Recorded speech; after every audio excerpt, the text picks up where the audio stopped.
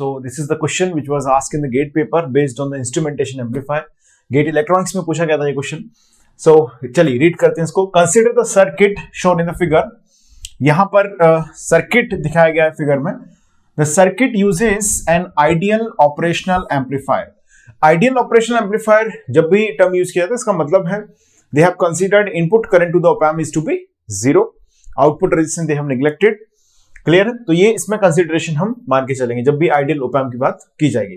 Assuming that the impedances at node A and B do not load the preceding bridge circuit.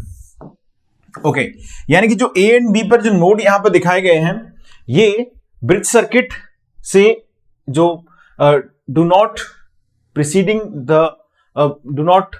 Load the preceding bridge circuit, यानी कि जो bridge circuit इनसे पहले connected है उससे ये लोडिंग इफेक्ट इनमें क्रिएट नहीं हो रहा है. अभी समझते हैं क्या मतलब है इस बात का.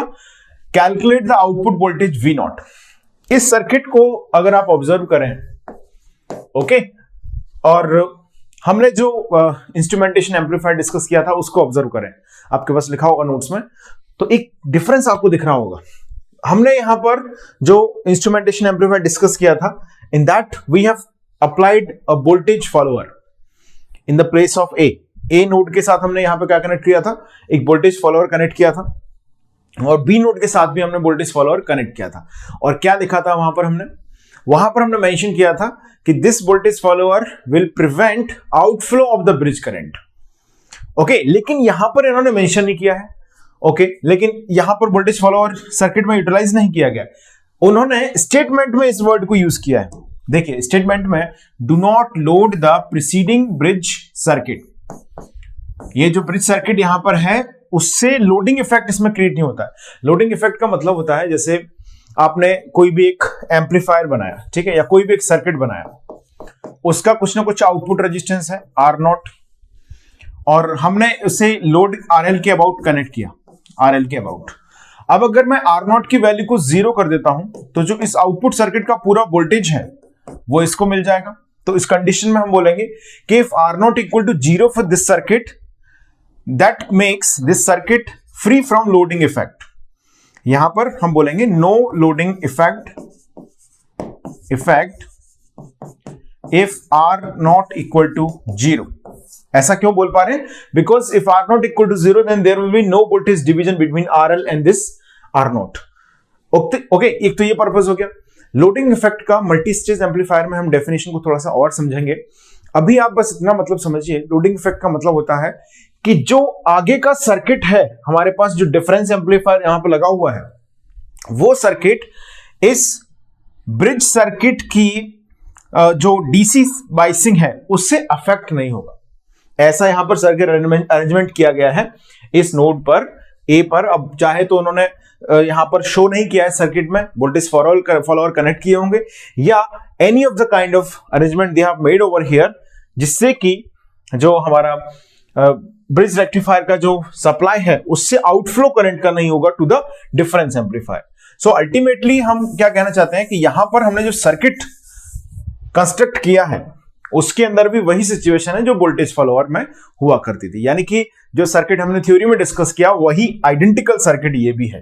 तो कंफ्यूज ना हो बिल्कुल भी. आप बात समझ पा रहे हैं? यहां पर उन्होंने ये मेंशन किया है. अगर ये मेंशन नहीं होता देन यहां पर और एस्पेक्ट की भी पॉसिबिलिटी बन जाती. डेफिनेटली जो सप्लाई जो लगा हुआ है उसके साथ नेट रेजिस्टेंस फिर यहां से यहां तक हमें काउंट करना पड़ता. जैसे 10 वोल्ट RD R1 R2 ये नेटवर्क बनता है, एक बनता 10 वोल्ट RD RC. क्लियर है? और यहां पर भी इसी तरह से ये RB के साथ साथ ये R1 R2 रेजिस्टेंस भी पिक्चर में आते, कंसिडरेशन में आपको लेके आने पड़ते. क्लियर है? तो वो क्वेश्चन भी बिल्कुल अलग हो जाता.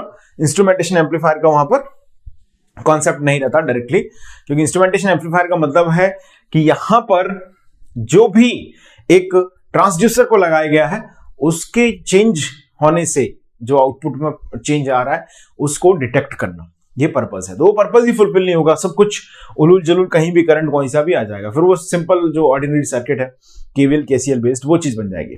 ओके, तो फिर आपको वही नोड लगा के इसमें आंसर निकालना होगा. तो वो भी सॉल्व हो जाता, कोई बड़ी चीज नहीं है. But in this question still it is instrumentation amplifier that we have discussed. Okay, चलिए अब डेटा पढ़ते हैं क्या है. Calculate the output voltage V naught, इन्होंने भी वी नॉट फाइंड करने की इच्छा जाहिर की है यहाँ पर। R A equal to R B equal to R C equal to R D, they have mention 100 ohm. इनकी रेजिस्टेंस वैल्यूज आपको कितनी दी गई हैं, देखो इन सभी की वैल्यूज को दिखाया गया है। R A R B R C is equal to R D equal to 100 ohm. Okay, पहले कंडीशन में दिया गया। ओके, बाद में फिर इन्होंने बोला when R A R B R C को 100 ओम रखा जाए और आर डी को 120 ओम कर दिया जाए। बिल्कुल वही सिचुएशन है, हमने बोला कि आर को आर रखा जाए और जो R A R B R C को वही वैल्यूज रखी जाए, और जो आर डी है उसको हम कर देते वहां पर R plus minus delta R. अब इन्होंने डेल्टा आर कर दिया है 120 का, सॉरी 120 हो गया है net resistance, so delta R हो गया 20 ओम का। क्लियर है, ये क्वेश्चन है। बात समझ में आ गई आपको यहां तक। अब हमें आउटपुट वोल्टेज पूछा गया है वी नॉट।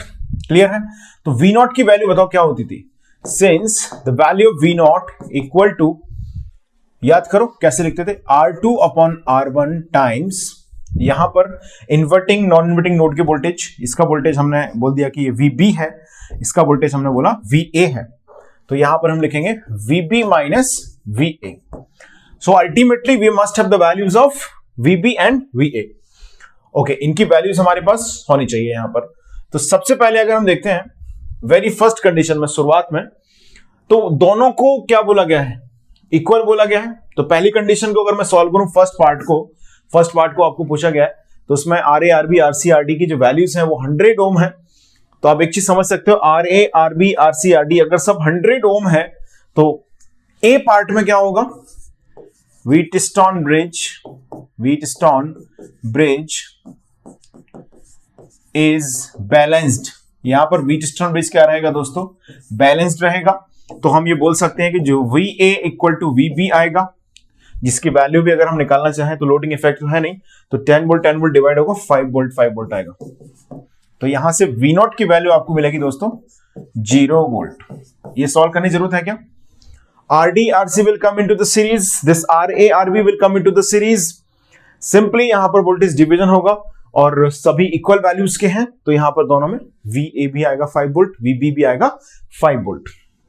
अब यहां पर चेंज करने की बात की गई है। क्लियर है, तो चेंज करने की जब बात की जाएगी तो सिर्फ RD को चेंज कर रहे हैं, RD को ही बदला जा रहा है, बाकी सबको वही रखा है, 100 पर रखा हुआ है। तो ये जो हमारे पास VA वोल्टेज है बी पार्ट में, दोस्तों जो VA वोल्टेज है, क्या मैं ऐसा बोल सकता हूं कि VA को कोई फर्क नहीं पड़ेगा, दैट रिमेन्स एट 5 वोल्ट। बिल्कुल सही। अब VB को नोटिस कर लेते हैं क्या होगा। VB equal to what, RC into या 10 volt into RC divided by that RC plus RD plus delta R, delta in RD, जो भी चेंज इसमें किया गया है। ओके है इतना। चलिए, तो VB की वैल्यू हम निकाल लेते हैं। 10 इंटू RC कितना है 100 अपॉन जो भी 200 प्लस 220 इतना आ गया। VB की वैल्यू आ गई हमारे पास। ओके, कितना आ जाएगा जी 100 अपॉन 22, 50 अपॉन 11। सो VB हमारे पास आ गया दोस्तों 50 अपॉन 11 यानी कि 4.5 वोल्ट्स लगभग, है ना, ये आ जाएगा VB। अब VB की वैल्यू आ गई, VA की वैल्यू है हमारे पास। Can be determine the V0? Yes of course. क्या करना होगा, V0 equal to R2 upon R1। अब R1 R2 must have to be given here. दिए गए क्वेश्चन में R1 R2 नहीं दिए गए। ओके, तो कुछ भी आप मान लो अपने मन से, इसको 1K मान लेते हैं, must have to be given here, इसको 2K मान लेते हैं। ठीक है, तो 2 अपॉन 1 टाइम्स VB यानी कि 4.5 माइनस VA यानी कि 5। तो अगर आप सॉल्व करेंगे इसको तो यहां पर आएगा -0.5, तो V0 इक्वल टू आ जाएगा दोस्तों -1। क्लियर। जब यहां पर कोई भी चेंज नहीं किया गया था RD की वैल्यू में, that time output was 0 volt. Once RD becomes R plus delta R, then output becomes -1 volt. This is a very simple question. This point was important in this question to realize. Okay? आपको confusion नहीं हो इसलिए मैंने question यहां पर discuss कर दिया है। आप नहीं तो अदरवाइज आप कॉन्सेप्चुअली जाएंगे तो यू विल मेक मिस्टेक। तो आपको लगेगा कि ये करंट फ्लो क्यों नहीं हो रहा है, why this current flow is not happening, और करंट फ्लो को कंसिडर कर लिया तो ये क्वेश्चन कुछ और ही बन जाएगा। ओके